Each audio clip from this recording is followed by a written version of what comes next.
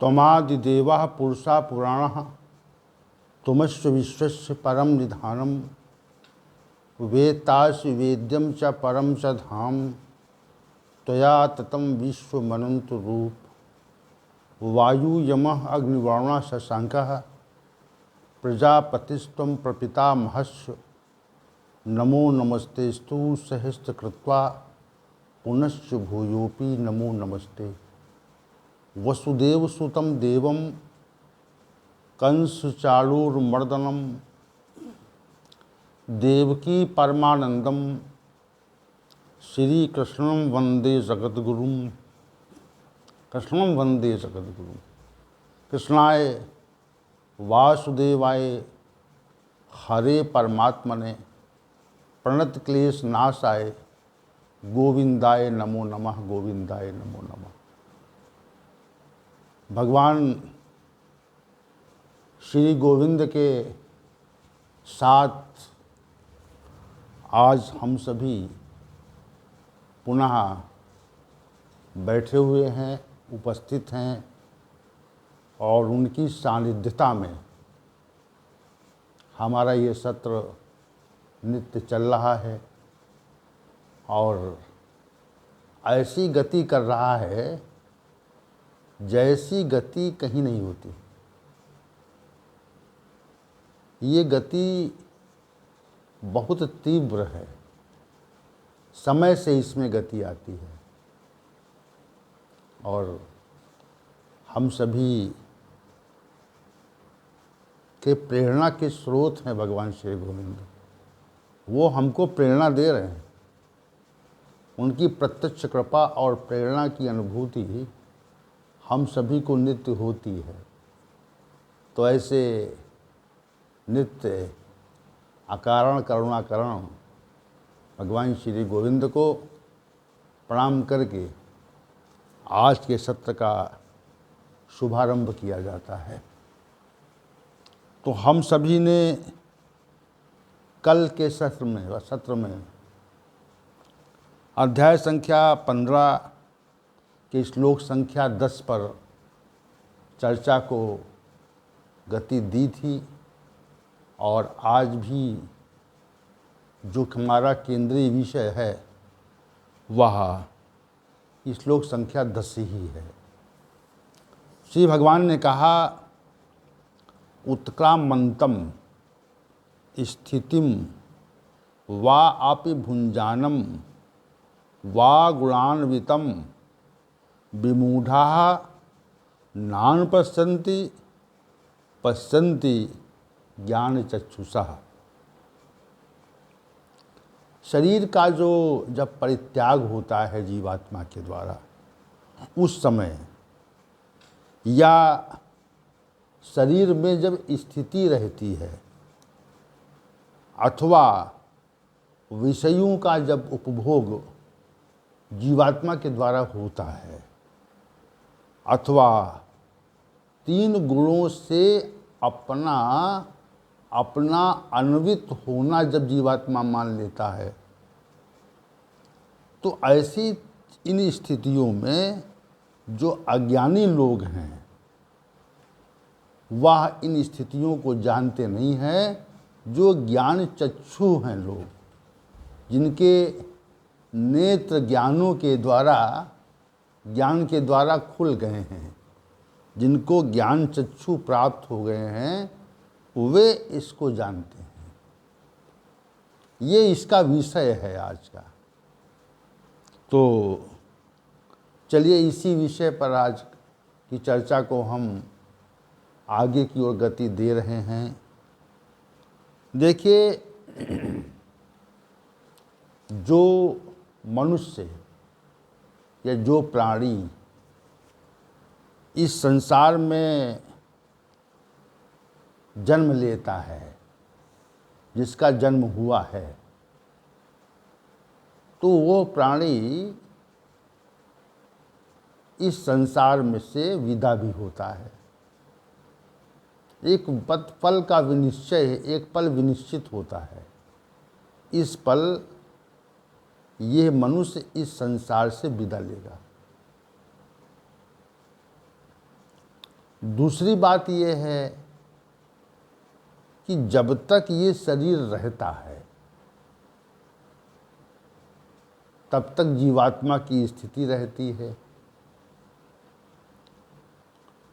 और तीसरी बात ये है कि हम सभी सांसारिक विषयों का उपभोग करते हैं। और चौथी बात ये है कि हम अपने को गुणों के साथ मान लेते हैं, उसकी सानिध्यता को स्वीकार करते हैं, त्रिगुणों की सानिध्यता को हम स्वीकार कर लेते हैं और उसी को स्वीकार करके गुणों के साथ मिलकर जिस गुण की प्रधानता होती है वैसे ही कर्म कर लेते हैं। तो हम मानते हैं ना, मान लेते हैं, न माने गुणों के प्रभाव कार्य स्वरूप को जान लें और उससे हम प्रभावित ना हों। अगर प्रभावित अगर नहीं होंगे तो गुणों से संबंध नहीं मानेंगे, और जब तक मानते हैं तब तक हमारी मुक्ति नहीं होती। हम गुणों के प्रभाव में जब तक रहते हैं तब तक हमारी मुक्ति नहीं होती। तो यहाँ ये जो 4 तथ्य श्री भगवान ने बताए और ये कहा कि जो जीवात्मा के द्वारा शरीर को छोड़कर जाने की स्थिति को, शरीर में एक लंबे समय तक रहने की स्थिति को और विषयों को भोगने की स्थिति को और गुणों के साथ अन्वित होने की स्थिति को, जो अज्ञानी लोग हैं वह नहीं जानते, केवल ज्ञान चक्षु वाले लोग जानते हैं, जिनके ज्ञान नेत्र खुल गए हैं वही जानते हैं। अब हम विचार करें कि इस संसार में इन चारों स्थितियों को कौन जानता है। तो आप ये समझ जाएंगे कि इन चारों स्थितियों को जानने वाले लोगों की बहुत कमी है। यानी ऐसे बहुत कम लोग हैं जो इन चारों स्थितियों को जानते हैं, जो ज्ञान चक्षु वाले हैं। जब जानते नहीं, अधिकतम लोगों से आप इस विषय पर अगर वार्ता करेंगे तो जब वार्ता करेंगे आप, जो अपने को विद्वान मानते हो, इंटेलेक्चुअल मानते हो कि हम भाई विद्वान हैं, हमें इस संसार का पर्याप्त ज्ञान है, उन व्यक्तियों से अब जब आप चर्चा करेंगे इन चारों विषयों की, जिसका वर्णन श्री भगवान ने श्लोक संख्या 10 में किया है, क्या हम उस समय को, उस पल में, जिस पल में जीवात्मा इस शरीर को छोड़कर जाती है, उत्क्रामंतम, क्या हम जब यह जीवात्मा, ये चेतन तत्व जिसके कारण हमारा शरीर चेतन है, जब ये शरीर को छोड़कर जाती है तो क्या हम जान पाते हैं? या दूसरी बात कह दें हम, जैसे कोई व्यक्ति मृत्यु काल में हो और वह शरीर, उसकी जीवात्मा जो है शरीर का परित्याग करके और बाहर निकल रही हो, तो क्या जीवात्मा के द्वारा जो शरीर के परित्याग की क्रिया है उसके बारे में हमें कोई सज्ञानता है क्या? हम जान पाते हैं क्या? जैसे आपने देखा होगा और अनेक पुस्तकों में पढ़ा है कि जब मृत्यु काल आता है तो जिसकी मृत्यु आती है, उपस्थित होती है, तो उस जिसकी मृत्यु उपस्थित होती है तो उसको यमदूत दिखते हैं,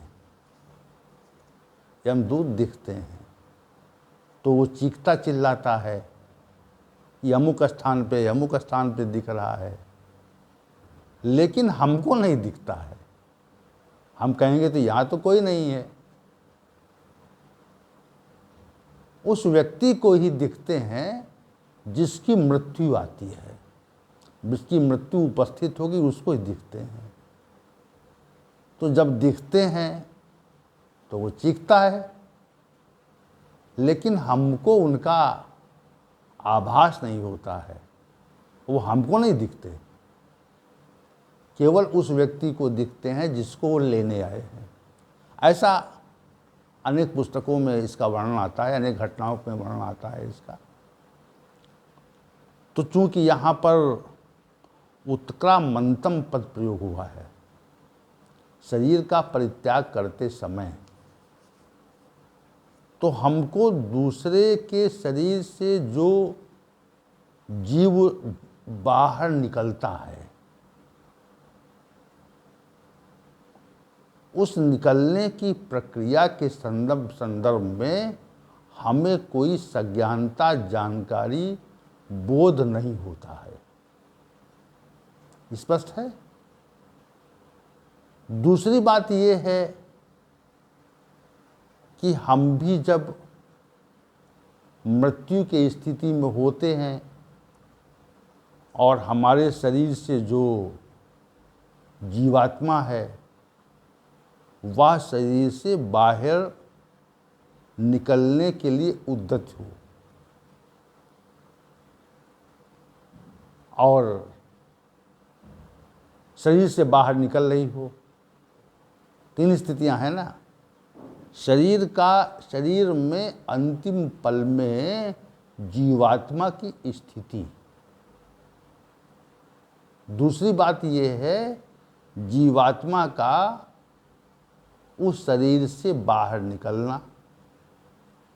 तीसरी बात यह है कि शरीर का परित्याग कर दे, पूरी तरह से कर देना।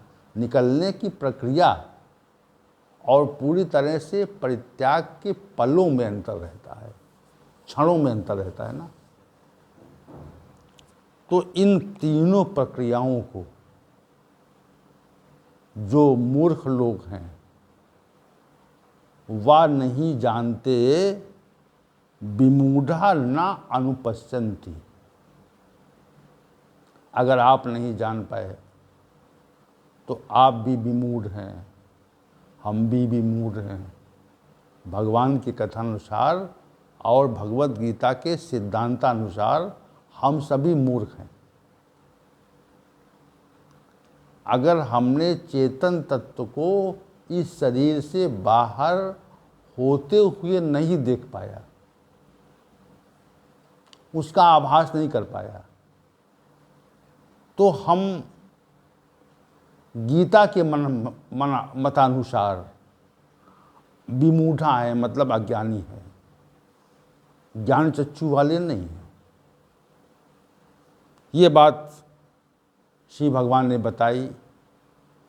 और जो शरीर मिला हुआ है हमें, वह इसीलिए मिला है कि हमारे ज्ञान चक्षु खुलें। नहीं खुलते हैं तो हम मूर्ख हैं, अज्ञानी हैं। और खुल जाते हैं, अगर हमारे ज्ञान चक्षु खुल जाते हैं तो हम शरीर से जो शरीर से जो परित्याग हो रहा है, शरीर से जो जीवात्मा का परित्याग हो रहा है, उस परित्याग को हम जान जाते हैं ना। ज्ञान चक्षु नहीं खुले हैं तो हम नहीं जान पाएंगे, और ज्ञान चक्षु खुल गए हैं तो हम जान जाएंगे। इतनी सी बात यहाँ पर श्री भगवान समझाना चाह रहे हैं। जीवन का उद्देश्य क्या है? जीवन का जो उद्देश्य है वह ज्ञान चक्षु को खोलना ही हमारे जीवन का वास्तविक उद्देश्य है, कि हम उस अवस्था तक पहुंच जाएं जिस अवस्था में जाकर के ज्ञान चक्षु खुल जाते हैं। अगर नहीं पहुंच सके अगर, तो फिर हमारा ये दुर्भाग्य है, हम मूढ़ रह गए। विमूढ़ा नानुपश्यन्ति, विमूढ़ नहीं दिखते, केवल चीखते चिल्लाते हैं कि हमको यमदूत दिख रहा है, लेकिन हम वहाँ पहुँच नहीं पाए हैं। चूँकि ऐसी अवस्था हो जाती है ना, मृत्यु काल में ऐसी स्थिति उपस्थित हो जाती है जब हम गंभीर रूप से बीमार हो जाते हैं। तो गंभीर रूप से बीमार होते समय भी कई बार हम अपनी चेतनता को खो देते हैं और कहते हैं कि हमें मूर्छा आ गई या हमें बेहोशी आ गई। होता है ना। तो अनेक बार ऐसी स्थितियाँ आती हैं, फिर समय के साथ मूर्छा खत्म होती है और हम पुनः चेतन हो जाते हैं। तो ये जो प्रक्रिया है, अब यहाँ पर जो बात श्री भगवान ने कही, वह कही कि शरीर का परित्याग करते हुए अगर हम चेतन तत्व को जान जाएं कि शरीर का परित्याग वो कैसे कर रही है, ये बात अगर हम समझ जाएं तो इसका मतलब हमारे ज्ञान चक्षु खुले हुए। और न समझ पाएँ अगर, तो हम समझना चाहिए कि हमारे अभी ज्ञान नेत्र खुले नहीं हैं, हम अभी विमूढ़ ही हैं। मूढ़ हैं मतलब बुद्धिमान नहीं है, मूढ़ है। दूसरी बात यह है, शरीर में स्थितम, शरीर में स्थिति रहती है, शरीर में जीवात्मा स्थित रहती है,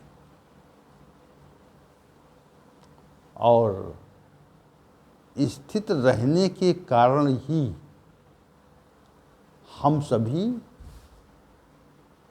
चेतन होते हैं। क्या होते हैं? हम सभी चेतन क्यों हैं? हम सभी की क्रियाएं क्यों चल रही हैं? क्योंकि हम सभी की क्रियाएं इसलिए चल रही हैं क्योंकि हमारे शरीर में वह चेतन जीवात्मा स्थित है। इसलिए शरीर की क्रियाएं नित्य चल रही हैं, और जिस दिन चेतन जीवात्मा इस शरीर का परित्याग कर देगी, उस क्षण हमारा शरीर क्रियाविहीन हो जाएगा। तो जो स्थिति है, जीवात्मा शरीर में स्थित है, ये बात शास्त्र भी कहते हैं, मनीषी भी कहते हैं, और तर्क से ये बात समझ में आती है कि जीवात्मा स्थित है। परंतु स्थित है, क्या हम जीवात्मा की स्थिति को समझ पाते हैं। यहाँ पे ये बात है, हम संसार में इतना ज़्यादा रम जाते हैं, हम संसार में इतना ज़्यादा, संसार की सानिध्यता में इतना ज़्यादा, इतना अधिक रमे हुए हैं कि हमको उस चेतन तत्व की उपस्थिति का आभास नहीं होता। आभास नहीं होता तो हम विमूढ़ा हैं, और आभास होता है, अगर कर लिया है हमने, तो हम ज्ञान चक्षु वाले लोग हैं, ज्ञान चक्षुषा हैं।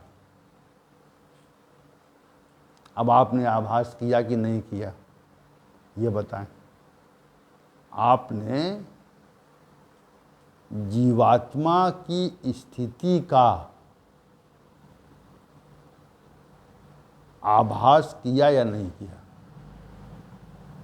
कि जीवात्मा ही इस समग्र शरीर का संचालन करती है, इस बात का आपने आभास किया या नहीं किया? अगर किया है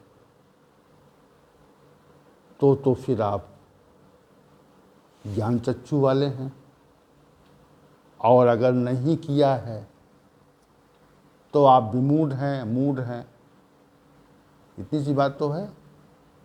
अगर नहीं किया है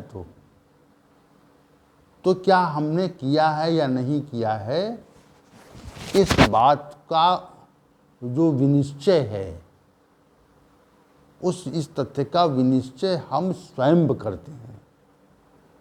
कीजिए अब आप विनिश्चय, तो आप ये पाएंगे कि अधिकांश लोगों ने इस शरीर में स्थित जीवात्मा का आभास नहीं किया है।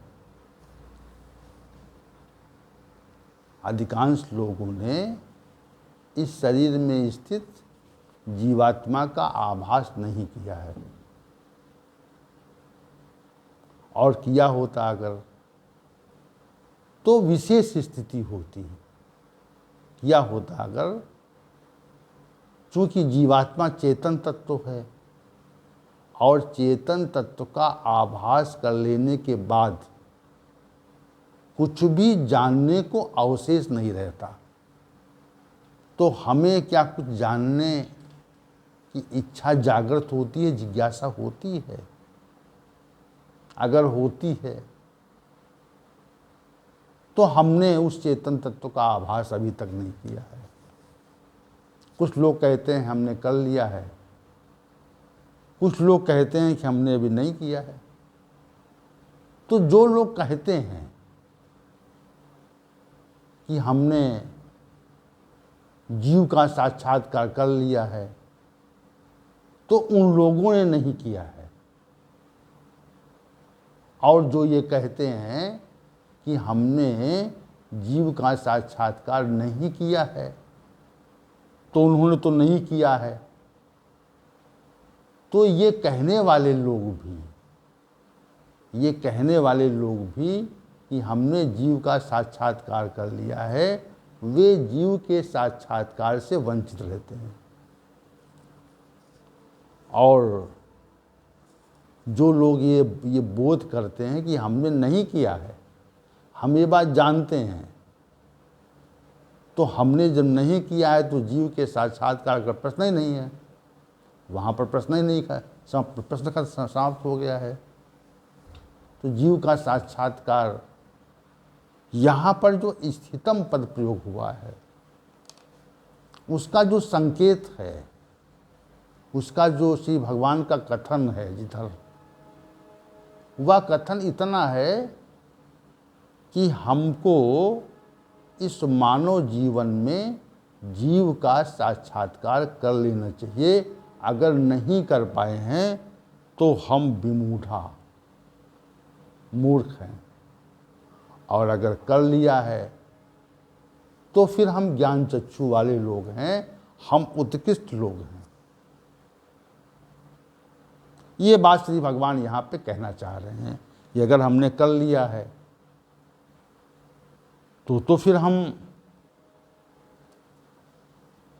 ज्ञान चक्षु वाले हैं, और अगर नहीं किया है तो उनके लिए विमूढ़ा न अनुपश्यन्ति, विमूढ़ लोग नहीं देखते हैं, मूर्ख लोग नहीं देखते हैं। देखता कौन है? तो पश्यन्त ज्ञान चक्षु सा, जो ज्ञान चक्षु वाले लोग हैं वह उस चेतन तत्व को, जिस सचेतन सत्ता ने इस शरीर को संभाला हुआ है, शरीर को जिस चेतन सत्ता ने इस शरीर को चेतन किया हुआ है, उस चेतन सत्ता का साक्षात्कार करना इस जीवन का उद्देश्य भी है। और जिन लोगों ने उद्देश्य को पूरा कर लिया है वो ज्ञान चक्षु वाले हैं, जिन लोगों ने नहीं किया है वो विमूढ़ हैं। ये बात यहाँ पर श्री भगवान ने अपने कथनानुसार कही। अब तीसरी बात की ओर बढ़ते हैं। तीसरी बात की ओर बढ़ने के पहले श्लोक संख्या 9 के विषय को पुनः अपने स्मृति में आप लाएं। श्रोत्रम चक्षु स्पर्शनम च रसनम घ्राण में ऊंचा अधिष्ठाय मनश्चायम विषयानुपसेवते। ये जो जीवात्मा है, जो जीव है, श्रोत चक्षु त्वचा रसना घ्राण और मन बुद्धि के आश्रय अधिष्ठायम आश्रय से विषयों का सेवन करती है। इसकी चर्चा चूँकि पहले श्लोक संख्या 9 में हो चुकी है ना, तो जीवात्मा जो है विषयों का जो सेवन करती है वह ज्ञानेंद्रियों मन बुद्धि के आश्रय से करती है। लेकिन क्या जीवात्मा के द्वारा जब विषयों का सेवन किया जा रहा होता है तो क्या हम विषयों के सेवन का आभास करते हैं या नहीं करते हैं? हमें विषयों के सेवन का बोध होता है या नहीं होता है? यदि नहीं होता है तो हम विमूढ़ हैं, विमूढ़ा नानुपश्यन्ति, और कर लेते हैं तो पश्यन्ति ज्ञान चक्षु से। अब कितने लोग करते हैं? कितने लोग जीवात्मा के द्वारा जब विषयों का सेवन होता है तो कितने लोग इसका बोध कर लेते हैं कि जीवात्मा जो है वह विषयों, किसी विषय विशेष का सेवन कर रही है। तो अधिकांश लोग इसको मना कर देंगे कि हम तो जान ही नहीं पाते कि विषयों का सेवन हो रहा है। विषयों का सेवन नहीं हो रहा है और हम समझ नहीं पाते। जैसे हमें कोई ठग ले और हम जान ना पाए, हमें जो है कोई व्यक्ति ठग ले जाए और हम जान ना पाए, वैसे ही विषयों का जब सेवन होता है जीवात्मा के द्वारा, जब विषयों का सेवन होता है तो विषयों के सेवन को हम जानते हैं या नहीं जानते? अगर जानते हैं, जान लेते हैं कि जीवात्मा विषयों का सेवन कर रही है, तो क्या विषयों के सेवन से अपने को पृथक करने का प्रयास करते हैं या नहीं करते? अगर करते हैं तो हम ज्ञान चक्षु वाले हैं, और अगर जान करके भी नहीं करते हैं, अपने को विषयों से विमुक्त करने का प्रयास हम अगर नहीं करते हैं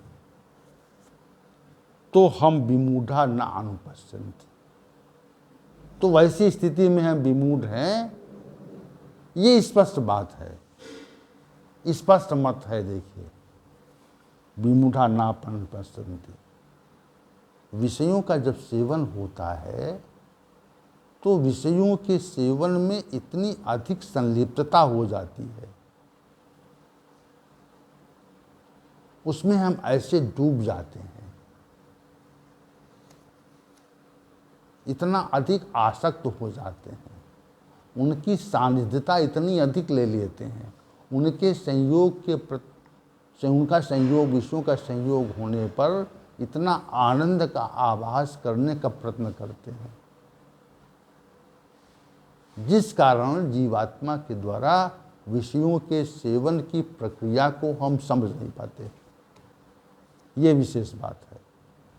इतनी सी बात इसमें है कि विषयों के सेवन की जो प्रक्रिया है उसको हम समझ नहीं पाते।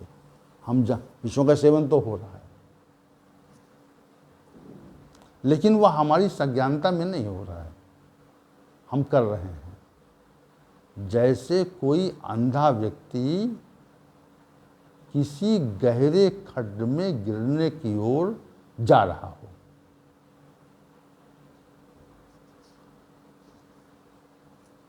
और वो समझ ना पाए और गहरे खड्ड में गिर जाए। वैसे ही जो लोग विषयों का सेवन करते हैं वे अपने को नरक रूपी गहरे खड्ड में गिराते हैं, क्योंकि विषयों के सेवन से हमको दुख ही मिलता है। क्या मिलता है? दुख मिलता है। इस लोक में भी मिलता है और परलोक में भी दुख मिलता है।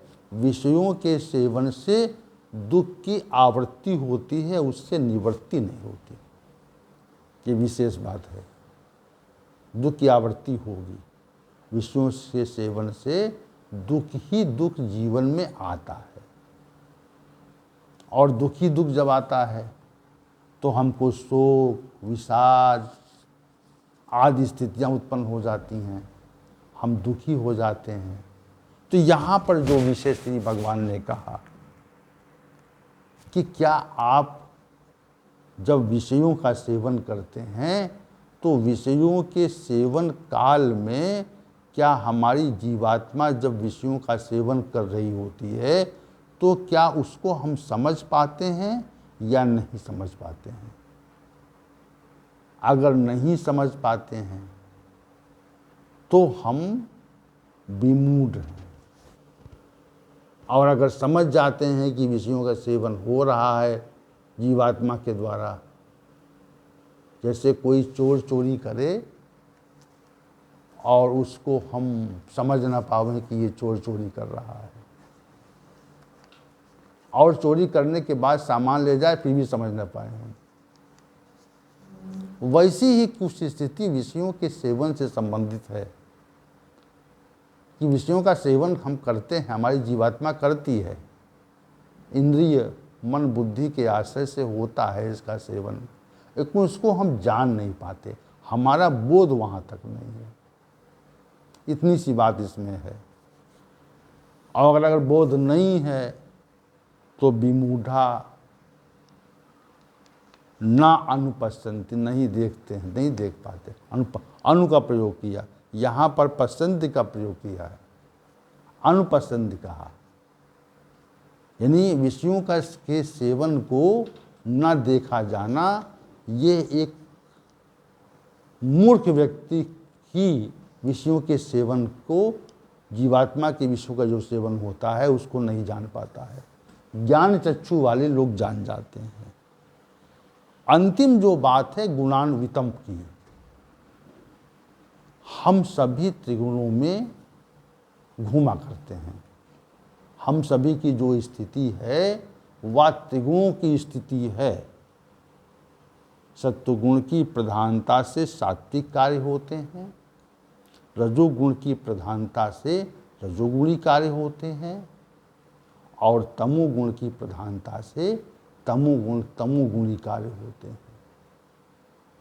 स्वयं के हित के विषय में विचार करना ये सात्विक गुण से युक्त होने जैसी बात है।